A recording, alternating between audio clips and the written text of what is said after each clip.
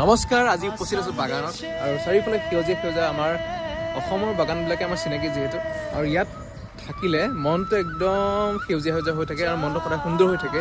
আজি আহিছিলোঁ সেই দেৰগাঁৱলৈ, আৰু দেৰগাঁৱৰ আমাৰ এটা প্লেনিং চলি আছে, সকলোকে এবাৰ কৈছিলোঁৱে। চ' সেই প্লেনিংটোৰ আজি সৰু কাম এটা আছিলে, সকলোকে দেখামেই বাৰু। আহি পেলাই পালোহি লগতে, কিন্তু আজি বন্ধু ভাস্কৰে কিবা এটা কৰি আছে।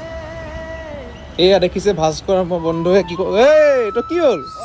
তই যথা লাগি আছো যে মই পৰিকল্পনা এটা কৰি আছো। কি পৰিকল্পনা? ডেইলি কিবা এটা কৰি থাকো। পৰিকল্পনা মানে কি, এতিয়া ধৰ এই ফণীখন লৈ পেলাই আমি এতিয়া কিমানৰ চুলিৰ সমস্যা আঁতৰাব পাৰিম, তাকে চিন্তা কৰি সেইটো পৰিকল্পনা কৰি আছো।